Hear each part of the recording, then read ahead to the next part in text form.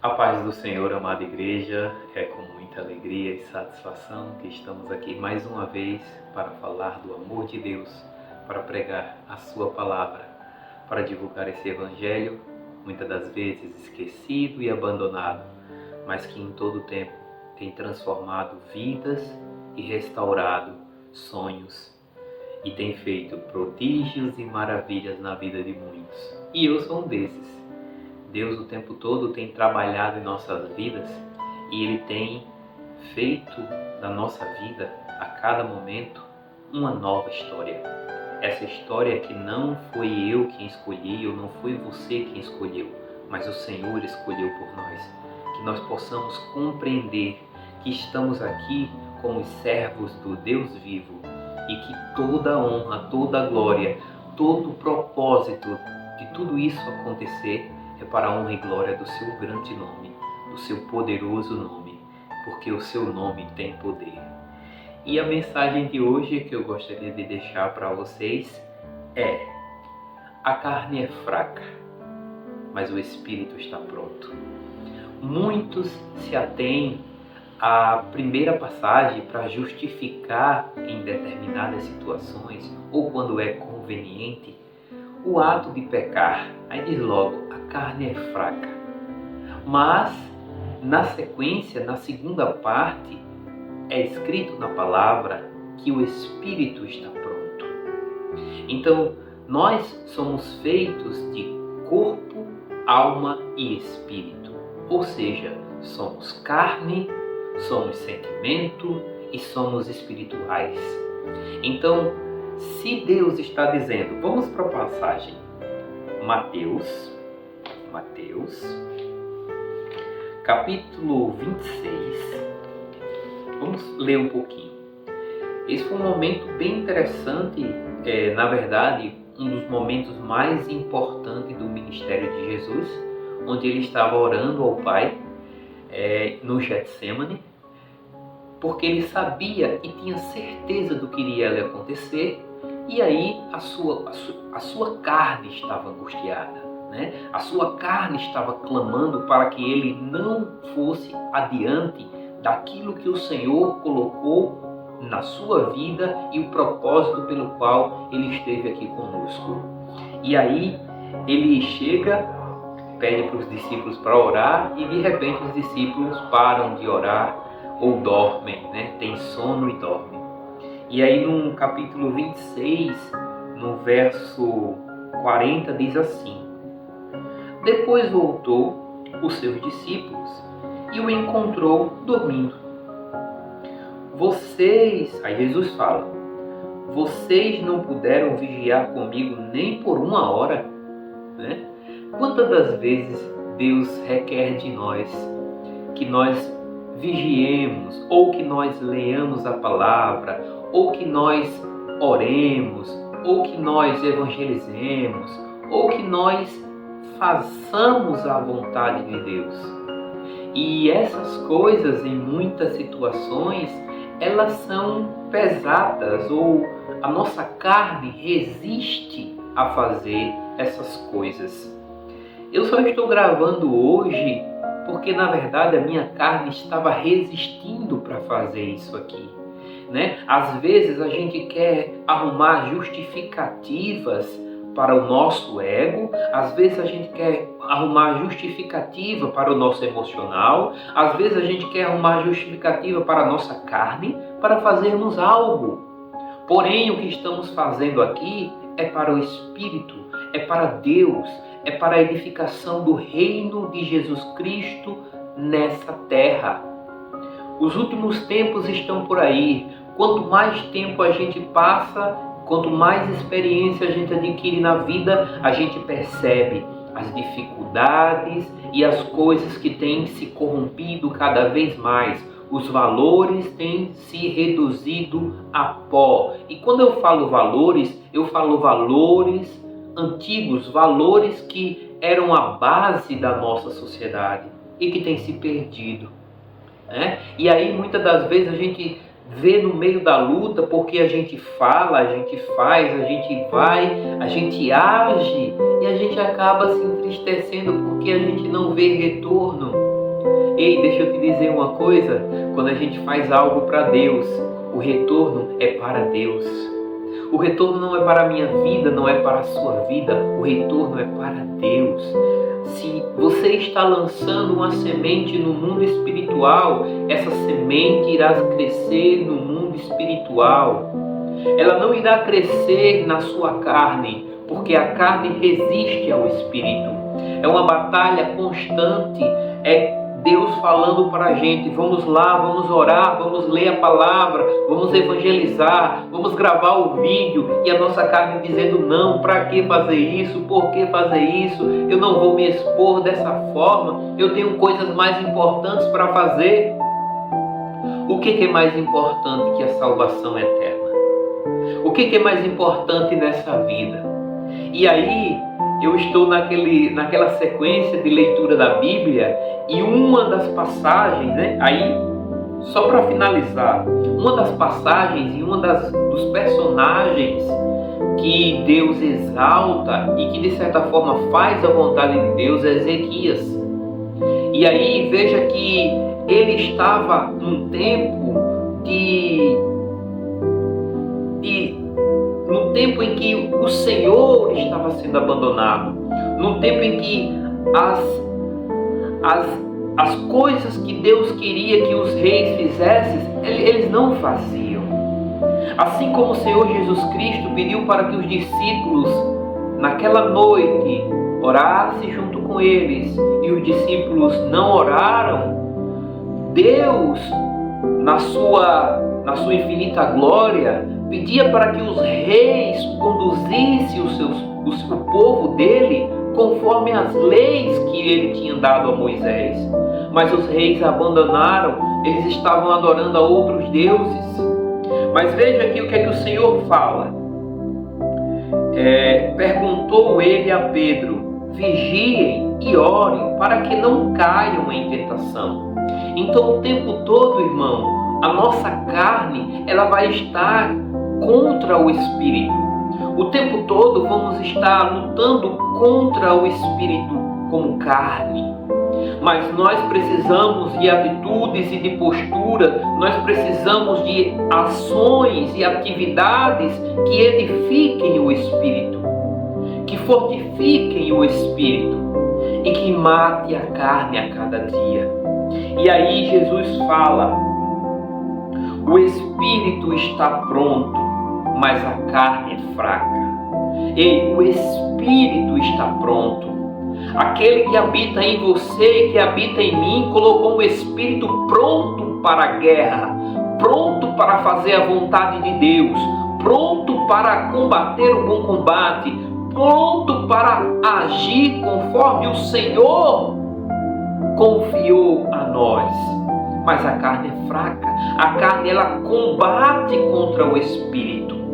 Então que nós possamos entender e vigiar, assim como falou Jesus Cristo na sua passagem, que nós devemos vigiar para que não venhamos a cair.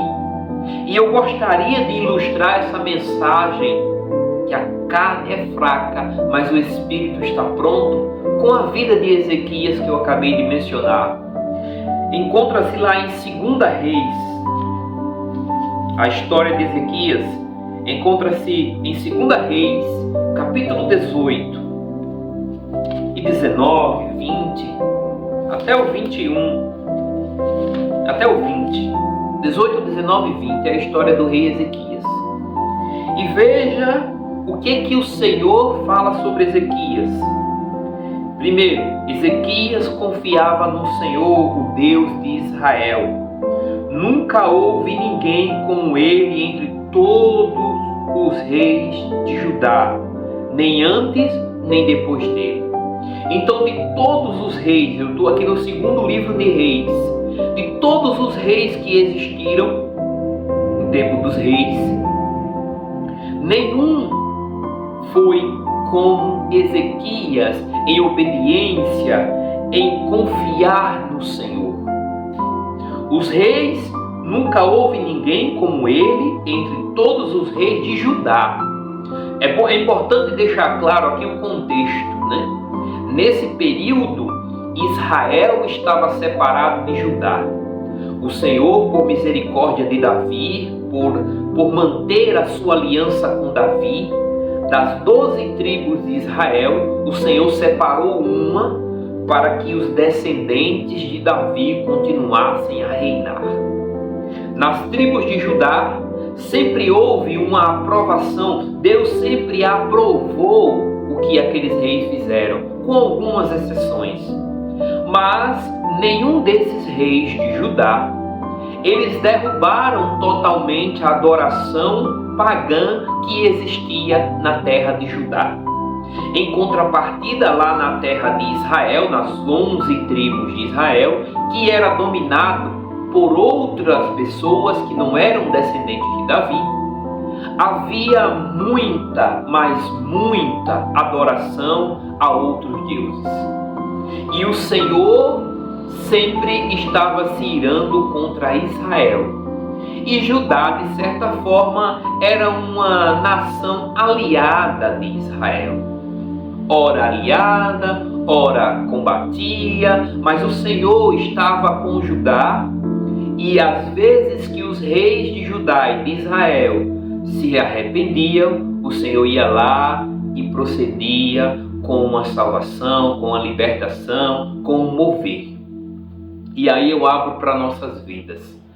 Quantas e quantas vezes o Senhor não restaura e não renova a nossa força? Quantas e quantas vezes o Senhor não coloca-nos em situação que nós não merecemos? Porque nós somos pecadores, porque nós, de certa forma, nos perdemos nas nossas vontades, na adoração a outros deuses, a outras situações. Por quê, irmãos? Porque Deus é misericordioso, porque Ele sabe que a carne está o tempo todo combatendo contra o Espírito. O Espírito está pronto e a carne fica fraca. Cada vez que você fortalecer o Espírito, a sua carne vai enfraquecer cada vez mais. Porque se você faz tudo aquilo que você tem vontade, a sua vida é a vida de uma pessoa fraca. Porque forte não é aquilo que faz tudo o que quer. Forte é aquele que resiste e tem autocontrole e sabe o que precisa fazer em cada tempo. Mesmo que aquilo que ele esteja fazendo ou deva fazer, muitas das vezes esteja contra a sua vontade, mas é a sua vontade da carne, não é a sua vontade do Espírito, porque se for a vontade do Espírito, você tem que obedecer. Assim como hoje estou aqui gravando essa mensagem para vocês, porque a vontade do Espírito está aqui.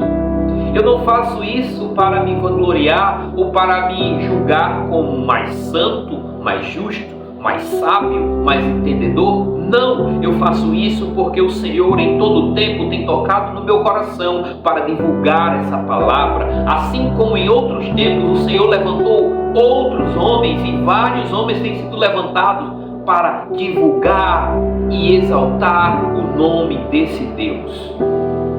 É por isso que eu faço. Não é para a glória minha, mas é para a glória de Deus. E o rei Ezequias, ele tomou uma atitude, por isso que é falado aqui, nunca houve ninguém como ele de todos os reis de Judá. Porque ele derrubou tudo, toda adoração maligna, toda adoração que era contrária à palavra do Senhor, Ezequias foi lá e derrubou. Todos os postes de adoração, todos os altares, ele renovou a aliança daquele povo com o nosso Deus. Ele fez tudo, ele era um homem obediente a Deus. E aí, em determinado momento, por conta da desobediência do povo de Israel, o rei da Assíria foi lá e atacou Israel e dominou Israel e levou todos os israelitas cativos. Mas lembre-se que a nação de Israel estava separada da nação de Judá ou da tribo de Judá. E aí esse rei da Assíria se achou alto, né? De certa forma ele se exaltou e ele imaginou: bom, eu derrotei 11 tribos de Israel, Como que eu não vou conseguir derrotar uma única tribo de Israel? Mas o que ele não sabia e o que ele se enganou é que quem estava reinando naquele momento era um servo obediente ao Deus Altíssimo, ao Senhor dos Exércitos. Aquele mesmo que retirou o povo do Egito e que fez Faraó perecer diante do povo de Israel. Qual a diferença entre as 11 tribos de Israel, que eram reinadas por outros homens que não obedeciam ao Senhor, e a tribo de Judá? Era que Judá tinha Ezequias como líder, um homem que buscava, que clamava a Deus. E aqui está o segredo, irmãos, para que nós venhamos a vencer a luta contra a carne, para que nós venhamos a vencer as investidas do maligno contra nossas vidas e contra a vida dos nossos. O segredo é servir ao Senhor dos Exércitos, o mesmo Rei, o mesmo Deus que Ezequias servia, o mesmo que era ontem e hoje continuará para sempre, o Deus de Israel, aquele que tirou o povo do Egito, aquele que mandou o seu único filho para morrer por mim e por você. Essa é a diferença, esse é o segredo. Podem ter certeza, as 11 tribos de Israel caiu, pereceu perante o rei da Assíria. Mas perante Judá, o rei da Assíria é quem caiu.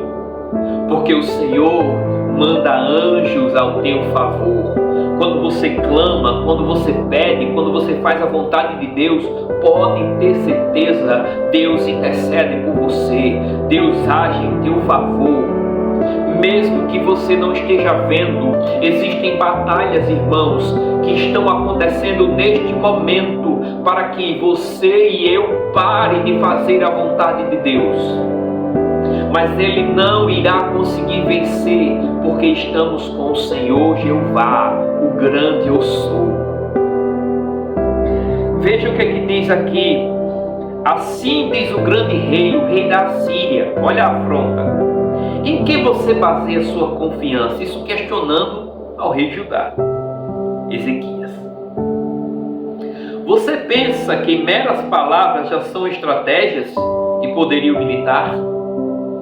Em quem você está confiando para se rebelar contra mim?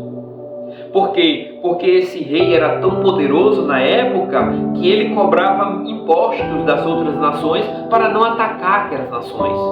E Ezequias resolveu não pagar mais. Veja, o povo de Israel tinha acabado de ser levado cativo por uma nação poderosa, e Judá, através de Ezequias, recusou-se a pagar tributos à Assíria. Por isso que ele ficou revoltado. Ele disse: agora que eu vou atacar, bom, se eu derrotei 11, o que é mais um? Não é nada. Aí ele diz assim: você está confiando no Egito, aquele caniço quebrado que espeta e perfura a mão do homem que nele se apoia? Assim o faraó, rei do Egito, retribui a quem confia nele. Mas se você me disser: estamos confiando no Senhor nosso Deus, não é Ele aquele cujos santuários e altares Ezequias removeu, dizendo a Judá e Jerusalém: vocês devem adorar diante dele, deste altar em Jerusalém? Ele está zombando de todas as possibilidades. Ele está conjecturando em quem Ezequias confiava. Só que ele se engana quando ele acha que Ezequias é como os outros reis, porque Ezequias era obediente ao Senhor. Vou repetir: nunca houve ninguém como ele entre todos os reis de Judá. Ele estava mexendo com aquele que busca, ele estava mexendo com aquele que tinha intimidade com Deus. E ele ainda não tinha enfrentado um rei dessa forma.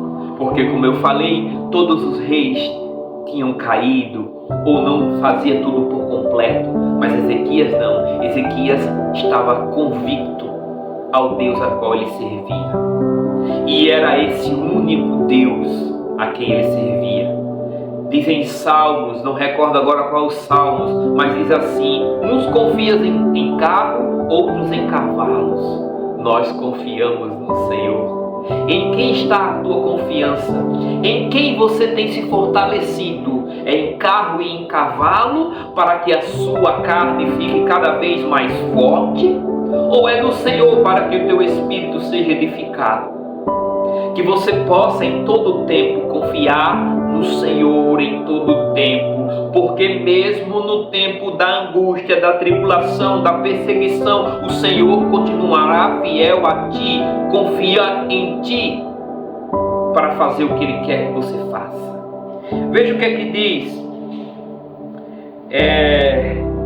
logo na sequência, viu? Olha o que é que acontece. Olha o que é que acontece. Vou lhe dizer o que foi que aconteceu no capítulo 19, aquela afronta que aconteceu. No capítulo 19, no verso 35, diz assim: naquela noite, o anjo do Senhor saiu e matou 185 mil homens num acampamento assírio. Ezequias não precisou fazer nada. Ezequias não precisou mover uma palha para acabar com aquele que o afrontava. Quem mandou foi o Senhor, mandou anjos, que matou 185 mil homens num acampamento, porque eles estavam ali no acampamento sufocando ou querendo invadir de todas as formas Jerusalém. Mas eles não conseguiram, porque existia um rei que tinha uma posição. E a posição dele era a posição com Deus, servindo a Ele, obedecendo aquilo que estava escrito no livro da lei de Moisés, a qual o Senhor requeria que todos os reis obedecessem, e ele obedeceu. E veja que o Senhor, além de livrar Ezequias da mão dos assírios, porque Israel, todo o povo de Israel estava lá cativo, já na nação da Síria, mas Judá não. Judá estava livre do cativeiro, graças a Deus, graças a Ezequias ter se colocado na posição de forma correta e coerente. Eu e você precisamos em todo tempo nos colocar na posição em que o Senhor quer que nós estejamos. A nossa posição tem que ser uma posição de obediência, de fazer a vontade de Deus, não de fazer a minha ou a vontade de quem quer que seja, mas a vontade de Deus. Se é para ir pregar, vamos pregar. Se é para ir evangelizar, vamos evangelizar. Se é para orar, vamos orar. Se é para ler a palavra, vamos ler a palavra. Vamos edificar o nosso espírito nas coisas que Deus quer que nós edifiquemos nele. Busquemos a sua palavra, busquemos o seu entendimento, o que é que o Senhor requer de nós em todos os momentos e em todas as circunstâncias. Às vezes não é uma afronta de um homem terreno, às vezes é uma questão de saúde. Mas se você permanece obediente ao Senhor, o Senhor permanecerá contigo em todo o tempo. Porque Ezequias, ele adoece. Logo no capítulo 20, depois desse livramento do Senhor na vida dele, no capítulo 20, naquele tempo, diz assim: naquele tempo Ezequias ficou doente e quase morreu.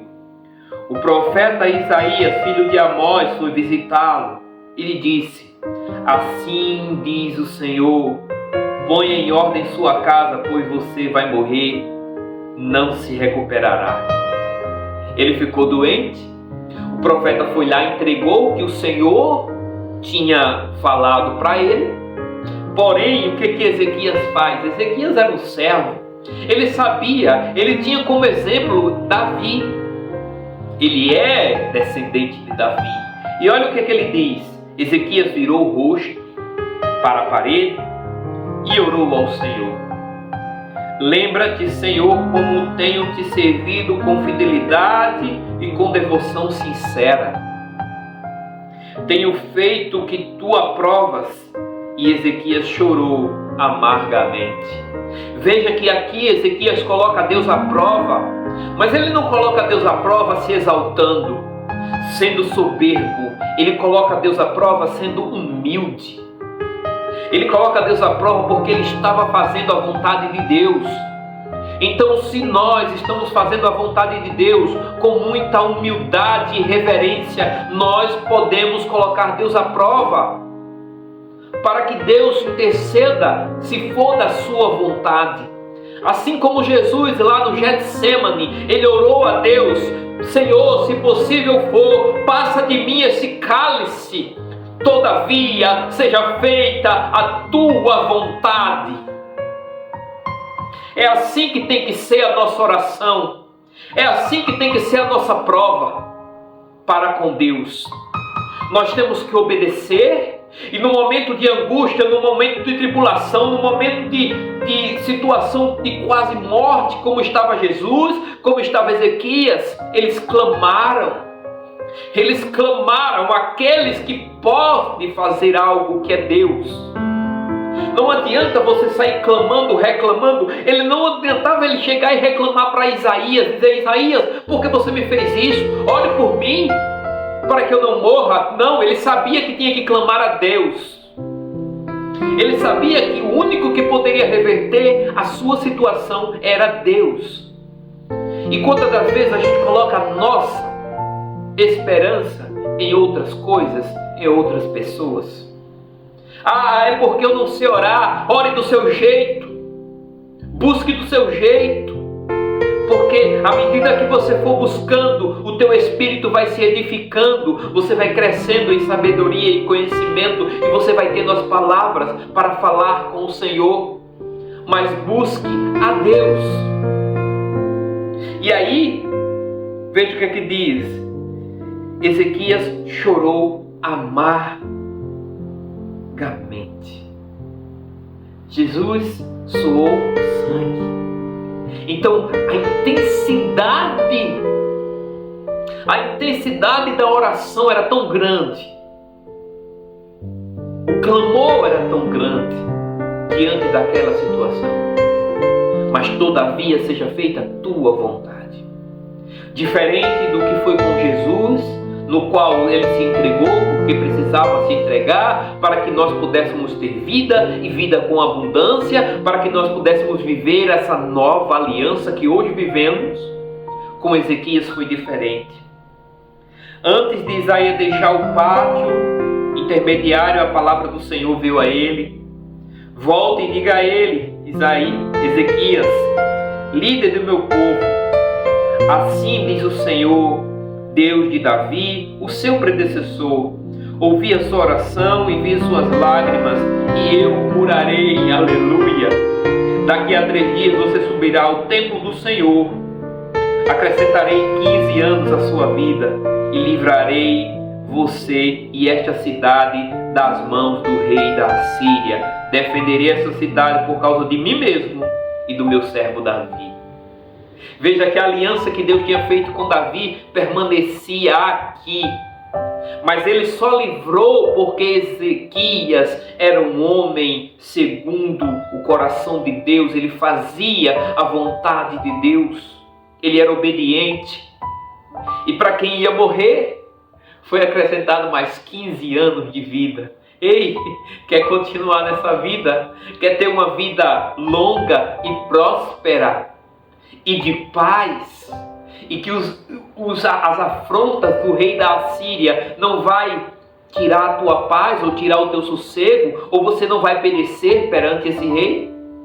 Obedeça ao Senhor, faça a vontade do Senhor, edifique o seu espírito e mortifique a carne. Em todo tempo, tenho certeza que não foi fácil para Ezequias, porque todos os reis seguiram a outros deuses, de uma forma ou de outra. Mas Ezequias não.